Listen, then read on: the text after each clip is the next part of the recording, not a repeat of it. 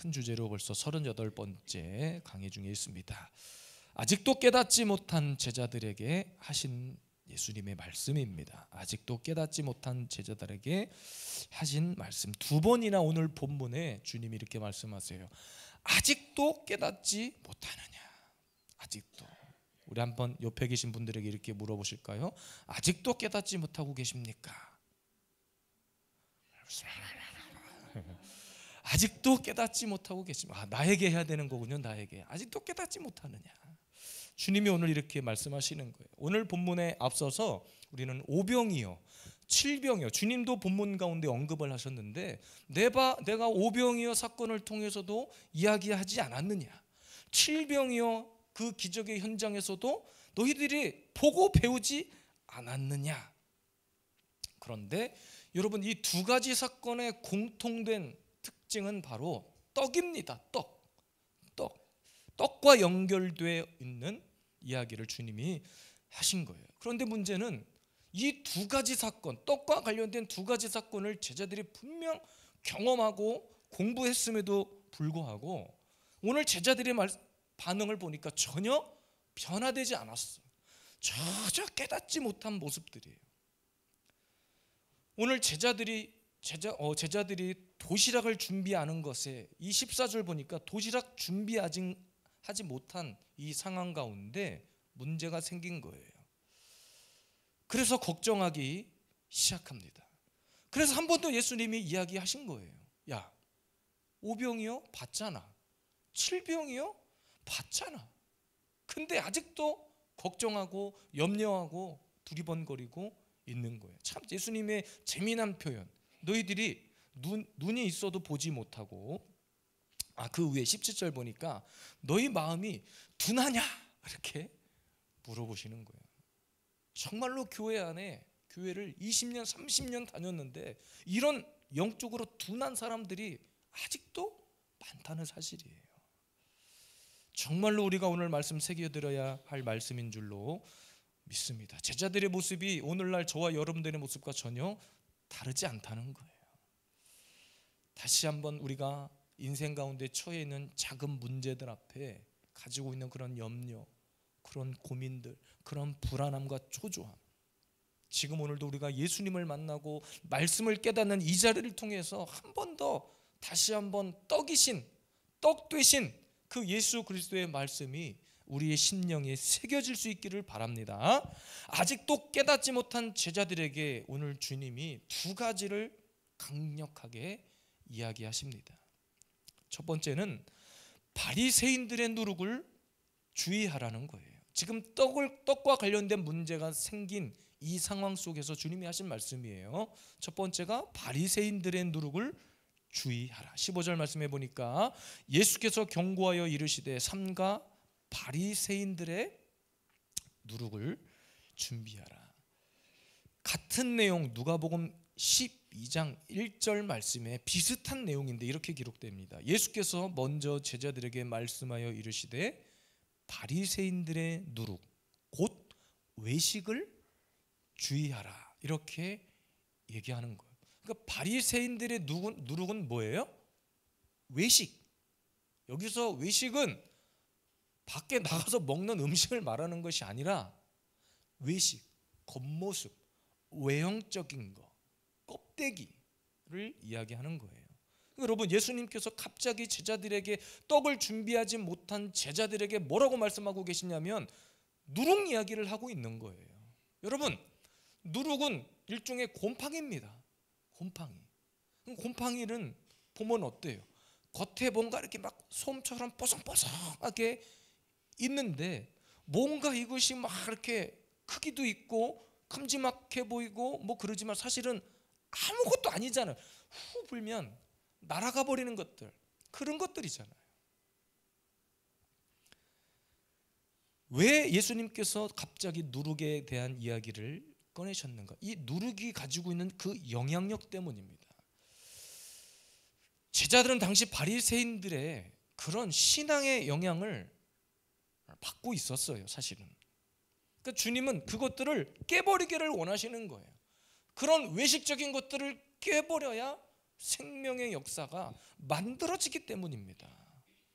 그러니까 예수님과 동행을 했고 떡을 통한 기적을 2번이나 경험했으면서 오늘 제자들은 14절에 떡이 한 개밖에 없다고 걱정하고 있는 거예요.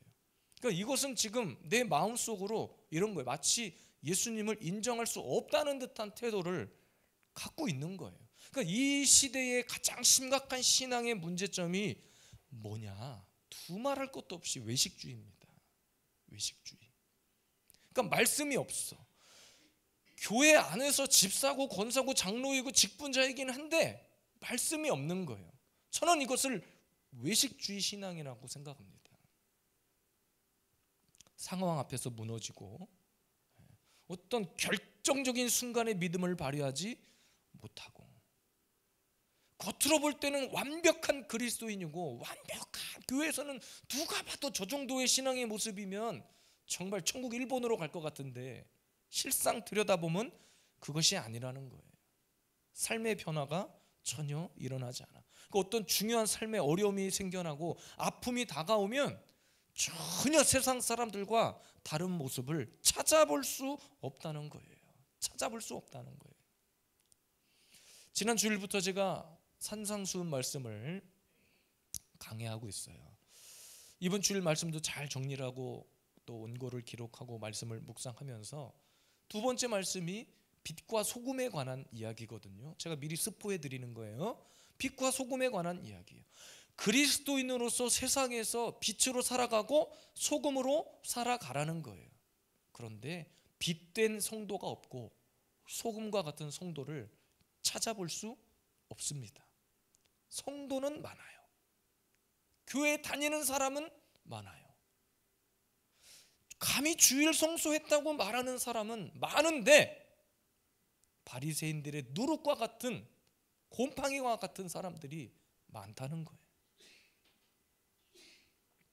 우리가 명심해야 될 것은 이 바리새인들의 누룩, 뭐 교회 안의 전통, 뭐 내가 살아온 어떤 신앙생활의 습관 이런 것들은 전혀 구원과 아무런 상관이 없다는 거예요. 말씀 안에 담겨진 그 진리 안에 담겨진 하나님의 그 구원의 진리만 우리를 구원에 이르게 합니다. 그러니까 여러분, 우리가 십자가 들고 다닌다고, 십자가 목걸이 하고 다닌다고 구원 받는 게 아니라는 거예요.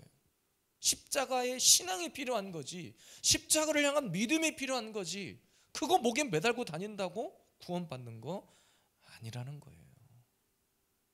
성경책 베고 잔다고 막 두통이 사라지는 거 아니에요. 성경책은 막 예전에 제가 어린 시절 교회 다닐 때는 교회와 집이 좀 멀어서 지하철 타고 다녔어요. 지하철 타고 다니면 주일날 아침에 꼭 이렇게 성경책 들고 다니는 사람들이 있었어요. 요즘은 다 스마트폰으로 보고 심지어 성경을 가지고 다니지 않아도 교회 오면 이렇게 다 화면 자막으로 다 내보내주고 하니까 몸만 가면 돼. 참 편해졌죠. 우리 주일날 바베큐장도 몸만 오래. 사장님이 몸만 오시면 돼요. 오셔서 여기 있는 거 그냥 그대로 사서 그냥 필요한 것만 드시면 돼요. 몸만 오면 되는. 그러니까 요즘은 주일날 아침 되면 버스를 타거나 지하철 타면 성경책 들고 다니는 사람을 찾아보기가 힘들죠. 물론 그것이 그들의 신앙을 다 비춰주는 건 아니지만, 성경책 들고 다닌다고 내가 막 거룩해지고 막 그런 건 아니지만, 그런 건 있어요. 성경책 들고 다니면서 길바닥에 침 뱉는 사람은 없겠죠. 성경책 들고 다니면서 가르침 뱉는 사람은 없겠죠. 차 위에 대시보드 위에 딱 성경책 올려놓고 신호 위반하는 사람은 없겠죠. 얼렁 신호 위반할 것 같으면 성경책부터 내리고 뭐 해야 될지 모르겠습니다. 어쨌든 여러분, 성경을 들고 다닌다고 우리가 승리하는 것이 아니라 그 성경 안에 담겨진 그 말씀, 그 진리를 듣고 믿음으로 지켜내야 승리하는 겁니다. 여러분, 제발 부탁드리는데 예수님을 믿으시길 바래요. 정말 웃긴 말 아닙니까? 이미 우리 예수 믿는다고 이 자리에 앉아서 예배드리고 있는데 목사가 이 앞에서 제발 예수님 좀 믿어주세요 하면 웃긴 거예요. 여러분, 우리 삶의 모든 여정 가운데 말씀과 상관없는 내 안에 어떤 그런 전통과 같은 습관과 같은 것들 다 버려야 돼요. 40일 금식 기도한 게 뭐라고?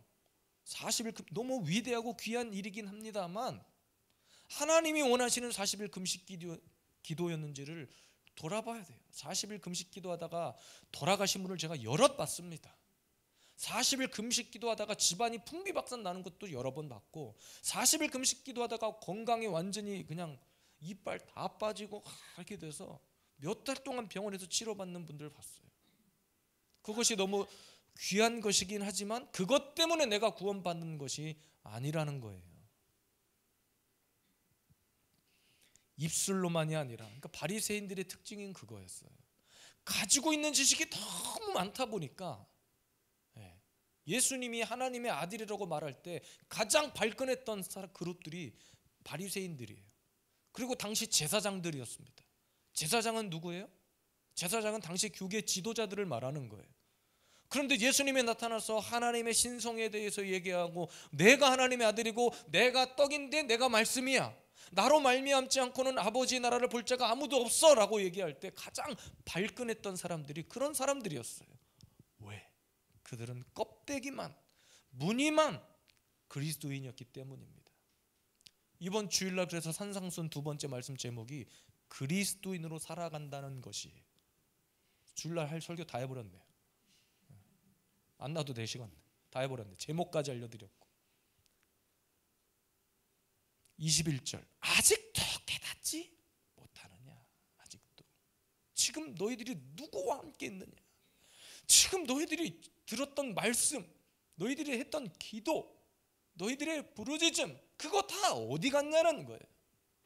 조그마한 문제 앞에 다 무너지는 겁니다.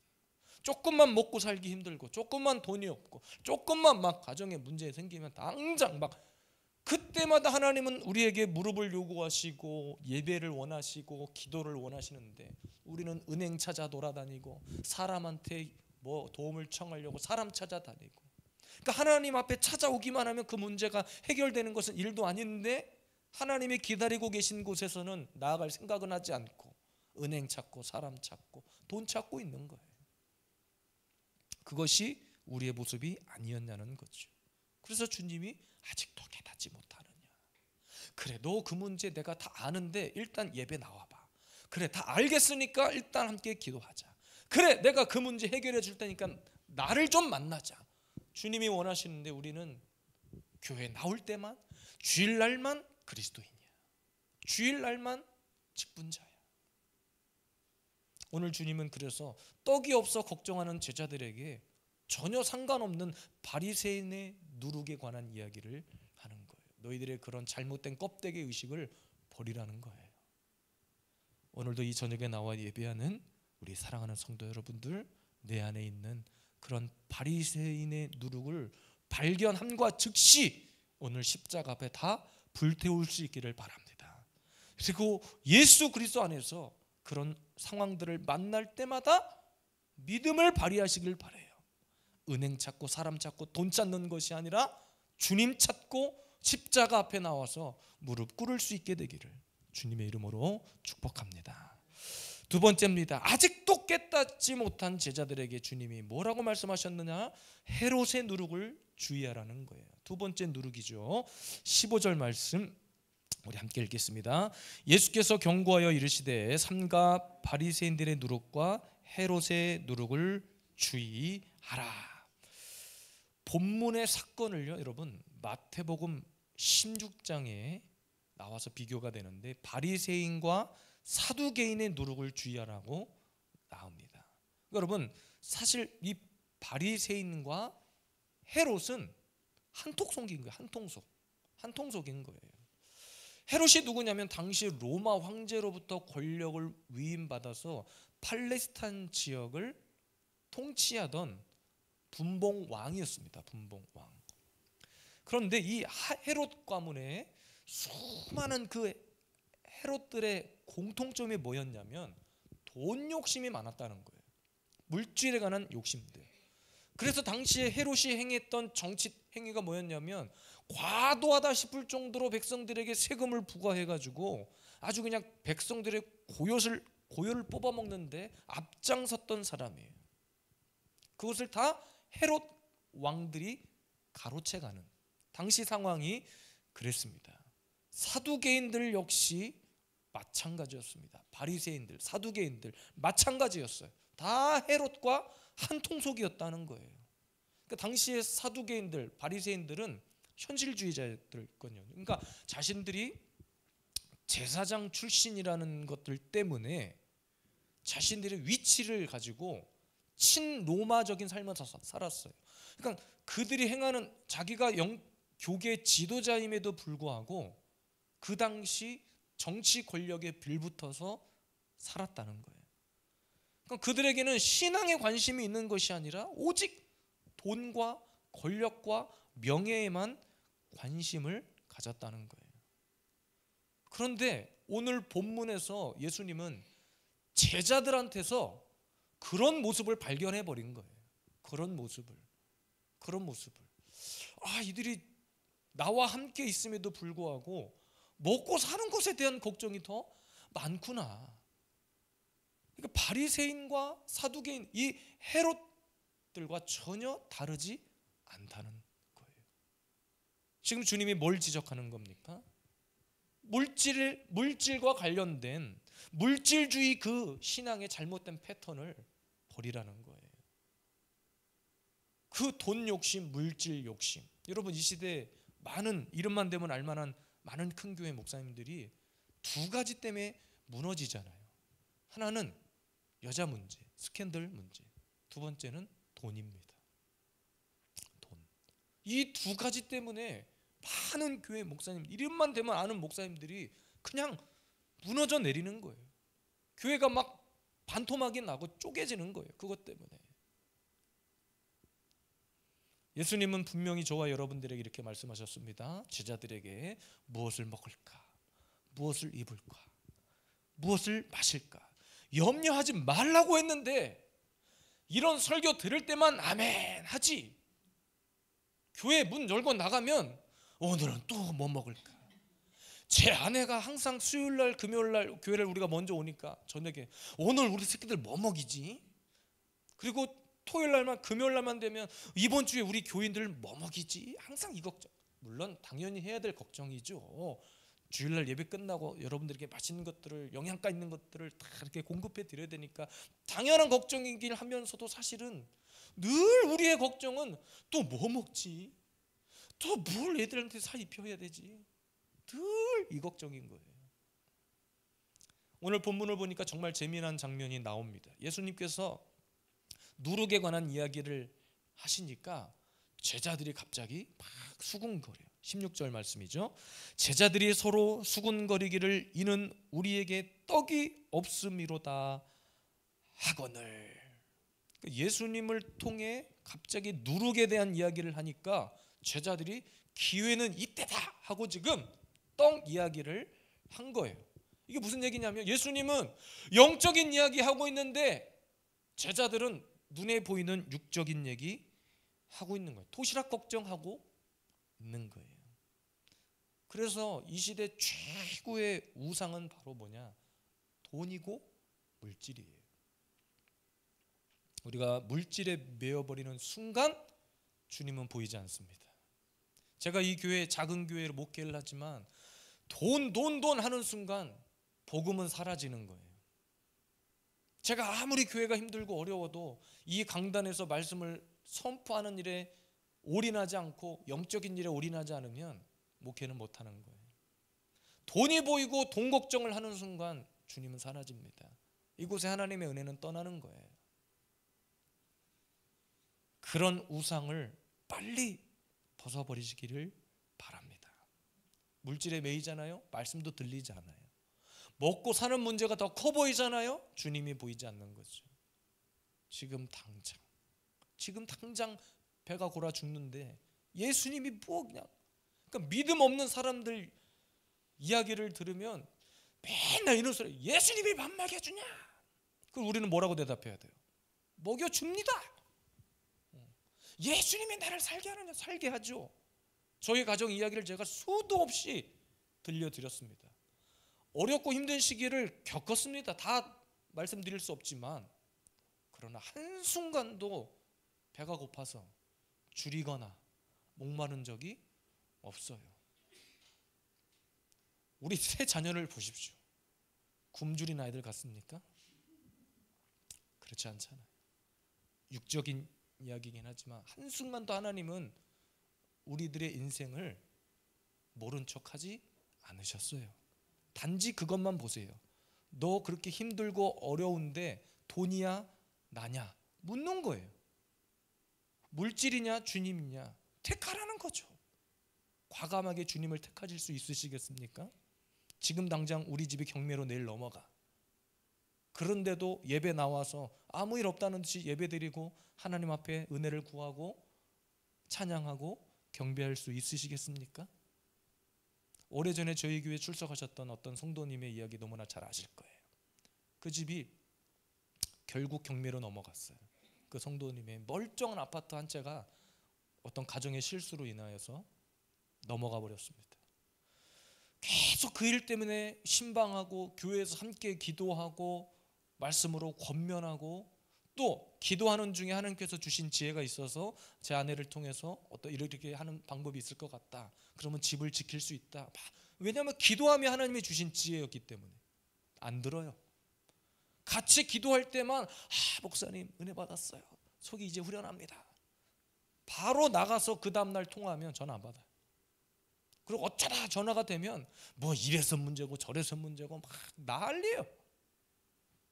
주님이 보이지 않는 거예요. 주님이 보이지 않는 겁니다. 돈이 필요하죠.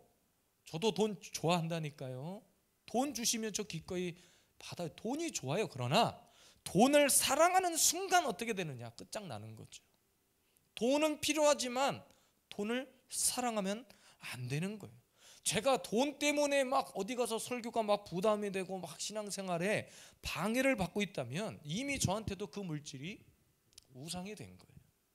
제가 우리 교회 2주년 생일날 또 떠오르는 감동이 되는 분이 계셔서 그분을 잠깐 모셔서 말씀을 부탁을 드려야 되겠다라는 생각을 하면서도 여러분 주의 종이 오면 어떻게 해야 돼요? 이 강단의 말씀을 선포하신 주의 종을 그래도 섬겨드려야 된다. 그분은 목회 현직에서 이미 은퇴하신 목사님이에요. 은퇴하신 목사님인데 그분을 한번 꼭 모시고 싶다는 생각이 갑자기 들었어요. 근데 여러분 주의 종을 모셔놓고서 그냥 감사합니다. 식사 맛있게 하고 가십시오. 그러면 끝나는 거 아니잖아요. 돈이 다는 아니지만 그래도 우리가 최선을 다해서 있는 것 없는 사르밧 과부의 심정으로 섬겨드려야 되겠지요. 우리 다음 세대 비전 선교회가 모여서 한 달에 한 번씩 연합 예배를 드려요. 근데 우리 모여서 그런 결의를 했어요. 우리 목사님들끼리 돌아가면서 목사님들이 다른 교회에서 설교를 하잖아요. 그러면 우리끼리는 그냥 설교 뭐 사례비나 이런 거 없이 그냥 우리끼리 순수하게 이 모임을 이끌어가자. 분명 이렇게 했단 말이에요. 그런데 어느 교회에서 설교를 딱 하면 미리 설교 전에 이렇게 감사합니다 하고 봉투를 주시는 교회가 있어요. 그러니까 목사님 이거 안 하기로 했잖아요. 이렇게 말씀드렸더니 그래도 자기 교회 1일 부흥회와 같은 말씀 강사인데 이대로 그냥 넘어갈 수는 없다. 그래서 이건 교회에서 이렇게 목사님을 섬기는 거예요 하고 주신 적이 있어요. 그러니까 하나님은 항상 물질을 대하는 우리의 태도를 보신단 말이에요. 태도. 물질이 벌써 우상인 사람은 벌써 그거 계산합니다. 야 적어도 나를 부르려면 이 정도 줘야 되지 않냐? 이런 의식이 있는 거예요. 저는 무명의 용사입니다. 어디 가서 말씀을 누가 저에게 부탁을 하면 저는 사실 겸손히 이렇게 행해야 되긴 하지만 어디 가서 뭐 나 정도 되면 이 정도는 이런 생각 자체가 사실 없어. 왜? 어디서 불러주는 데도 없고. 작년 우리 교회 개척하고 재작년이죠. 개척을 한 그 첫 해에 우리 노회에서 교사 강습회를 하는데 저를 강사로 초빙한 적이 있어서 했는데 우리 노회니까 저는 무명의 용사니까 사실은 제가 강의하는 그 날 청소년 특강을 제가 하는데 다음 세대 특강을 하는데 이거 누가 들을까? 이런 생각을 했어요. 제가 여러분 잘 아시는 친한 우리 이동호 목사님 부부만 와서 앉아 계실 그날 만났으니까 당연히 제 강의를 들으시러 오셨대.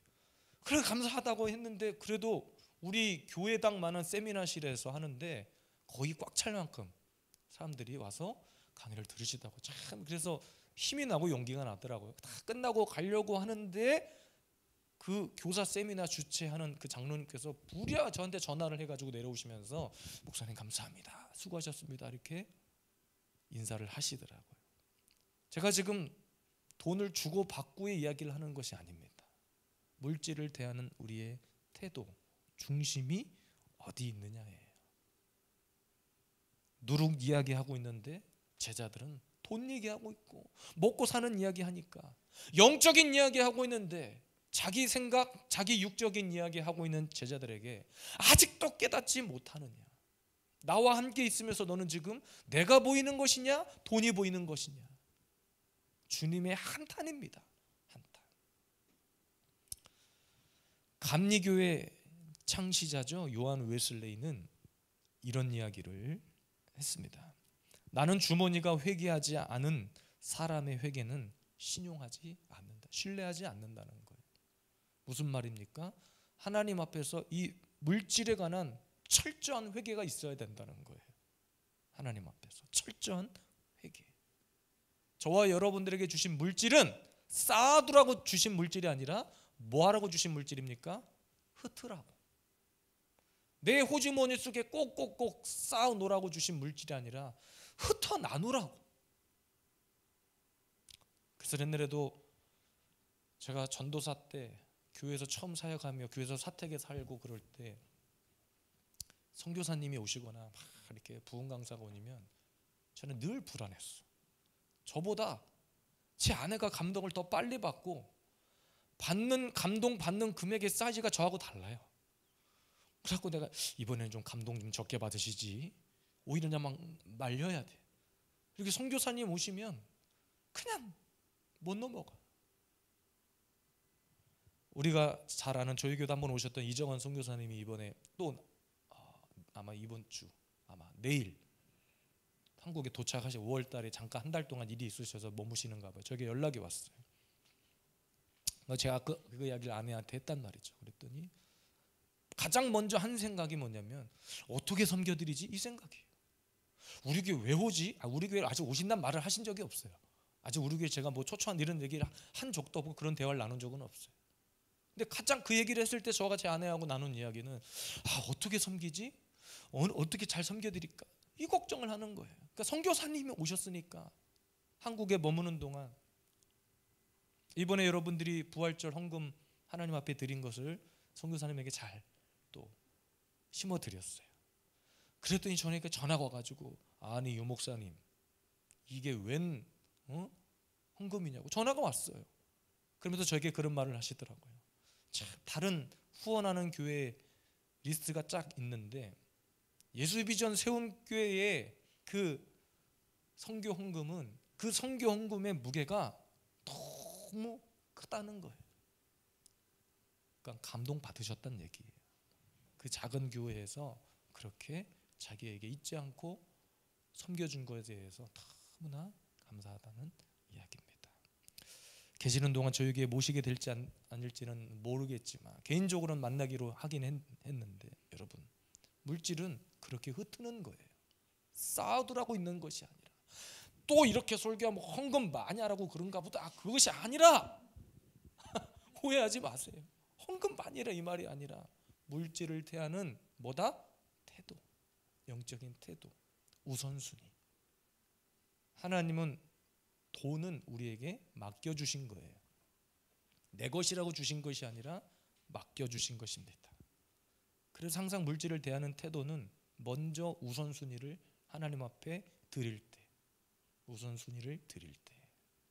왜 그토록 교회마다 부흥회를 하면 부흥 강사 목사님들이 이렇게 헌금에 관한 설교라든지 아니면 그런 것들에 대한 영적인 지적들을 하시냐면 교회마다 그것이 보이기 때문에 그런 것 같아요. 그것 때문에. 그래서 첫 열매를 드리십시오 막 그러잖아요. 첫 열매. 그래서 제가 부목사 때 사역했던 어떤 그 교회에 오신 강사 목사님은 첫 열매 떼먹은 사람은 회개하고 하나님 앞에 지금이라도 드리라고 하고 두 번째 날 됐는데 갑자기 헌금이 막 올라오는데 강사 목사님이 헌금을 막 이렇게 이야기하면서 누구누구 집사님 10년 전 떼먹었던 첫 열매 헌금 올라왔습니다. 누구누구 권사님 10몇 년 전에 첫 월급 첫 열매 떼먹은 거 올라왔습니다. 이렇게 하신 적이 있어요. 근데 여러분 그 시간이 하나님 앞에 정말로 아까 요한 웨슬레이가 말한 주머니 회개예요. 주머니 회개. 하나님의 계산은 정확합니다. 하나님의 계산. 영적인 이야기입니다. 돈 이야기가 아니라 영적인 진리를 말씀드리는 거예요. 오늘 두 가지 아직도 깨닫지 못하고 있는 제자들에게 주님이 두 가지 이야기하셨어요.